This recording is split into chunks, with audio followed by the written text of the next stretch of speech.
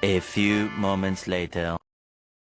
Halo guys, perkenalkan nama saya Dihayu Widiawati dari kelompok pemikiran rasional kelompok Mu'tazilah dengan NIM 23214108. Perkenalkan, nama saya Muhammad Al-Syafi, NIM 2321411012 dari Mazawa 2A. Halo guys, perkenalkan nama saya Nur Syana Syaira, NIM 23214113 dari kelompok pemikiran rasional kelompok Mu'tazilah. Halo, saya Rintan Marsalia, NIM 23214120 dari kelompok pemikiran rasional kelompok Mu'tazilah.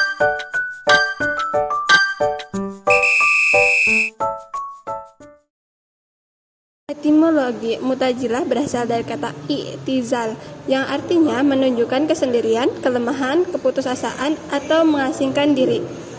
Secara terminologi, sebagian ulama mendefinisikan Mu'tazilah sebagai satu kelompok dari Qadariyah yang berselisih pendapat dengan umat Islam yang lain dalam permasalahan hukum pelaku dosa besar yang dipimpin oleh Wasil bin Adha dan Am bin Ubaid pada zaman Hasan al-Basri.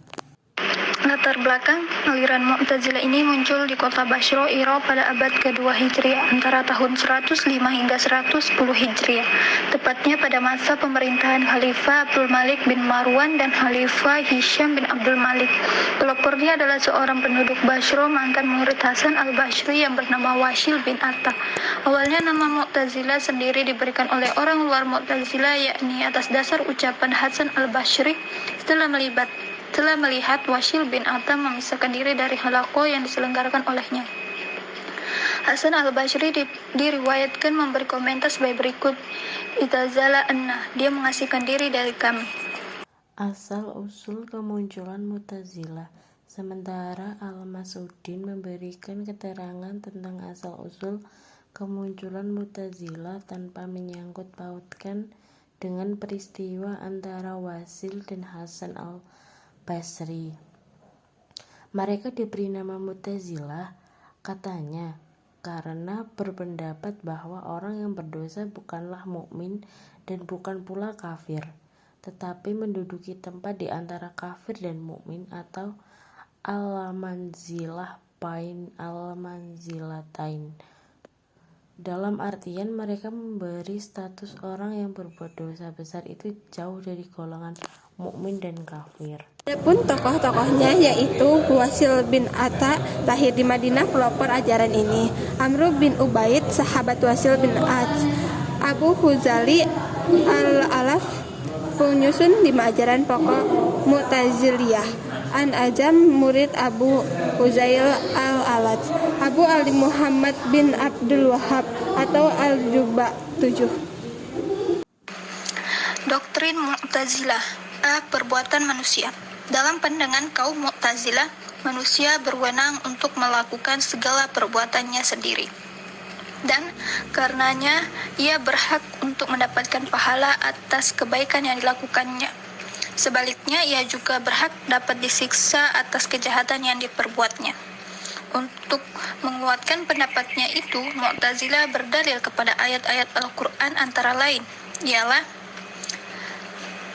tiap-tiap diri bertanggung jawab atas apa yang telah diperbuatnya. Iman bagi kaum Mu'tazilah. Bagi Mu'tazilah, iman adalah ungkapan dan sifat-sifat yang baik, yang apabila sifat-sifat tersebut terkumpul pada diri seseorang maka ia disebut mukmin. Dengan demikian, kata mukmin tersebut merupakan suatu nama pujian. Maka orang yang melakukan dosa besar sedang pada dirinya sendiri terkumpul sifat-sifat yang baik itu, ia tidaklah berhak untuk mendapatkan nama pujian itu, sehingga tak dapat disebut mukmin.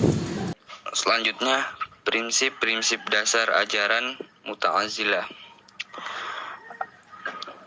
At-Tauhid. At-Tauhid adalah mengesahkan Tuhan. Tuhan dikatakan Maha Esa karena ia merupakan zat yang unik. Tidak ada yang serupa dengannya, tidak ada orang yang bersekutu dengan dia. baik dalam sifat-sifat yang mustahil baginya maupun yang wajib baginya, menurut batas-batas yang sesuai atau pantas baginya. Dalam mengesahkan Tuhan ini, seseorang harus memenuhi dua syarat, yaitu mengetahui dan mengakui. Seseorang yang mengetahui bahwa Tuhan itu Esa tetapi tidak mengakuinya, atau sebaliknya ia mengakui bahwa Tuhan itu Esa tetapi ia tidak mengetahuinya, sehingga ia tidak dapat disebut sebagai seorang yang mengesahkan Tuhan. Al-Ad, keadilan Allah. Melalui prinsip Al-Ad, kaum Mu'tazilah ingin mensucikan perbuatan Tuhan dari persamaan dengan perbuatan makhluk. Karena Tuhan maha sempurna, maka Tuhan pasti adil. Ajaran ini bertujuan menempatkan Tuhan benar-benar adil menurut sudut pandang manusia.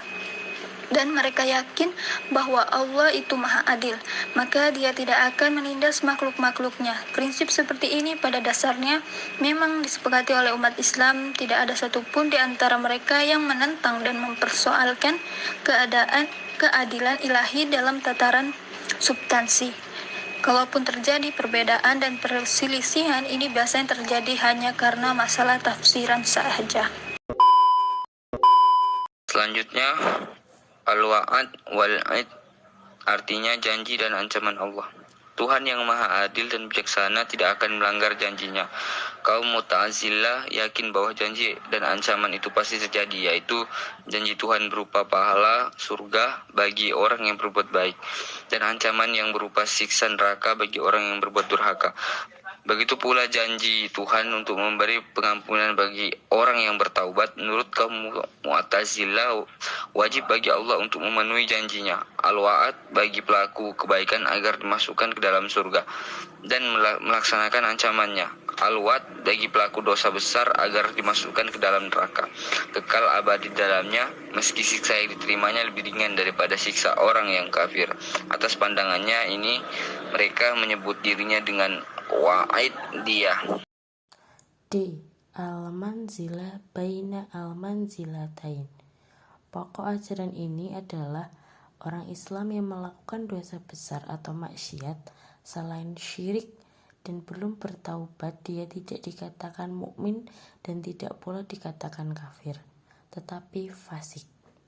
Hal ini karena keimanan menuntut adanya kepatuhan kepada Tuhan dan tidak cukup hanya pengakuan dan pembenaran saja. Di dalam dunia ini, orang yang melakukan dosa besar itu bukanlah mukmin dan bukan pula kafir, tetapi fasik. Tidak boleh disebut mukmin walaupun dalam dirinya ada iman karena pengakuan dan ucapan dua kalimat syahadatnya, dan tidak pula disebut kufur walaupun amal perbuatan dianggap dosa karena ia tidak mempengaruhi imannya. Sementara di akhirat kelak, orang yang melakukan dosa besar itu tidak akan dimasukkan ke dalam surganya dan tidak pula dimasukkan ke dalam neraka yang dahsyat seperti orang kafir, tetapi dimasukkan ke dalam neraka yang paling ringan.